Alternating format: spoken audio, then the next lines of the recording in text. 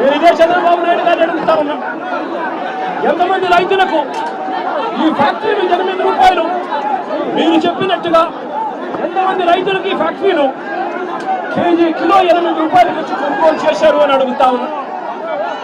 ఎంతమంది రైతులకు మీరు చెప్పినట్టుగా మీరు 4 రూపాయలు రైతులకు ఎంతమందికి ఇచ్చారు అని చంద్రబాబు నాయుడు గారిని గట్టిగా నిలదీస్తూ అడుగుతా ఉన్నా. అయ్యా చంద్రబాబు, మీ పుణ్యాన పరిస్థితి ఏమిటి అనంటే ఈరోజు రైతులకే ఒక్కరికి కూడా గిట్టుబాటు ధర రాని పరిస్థితి.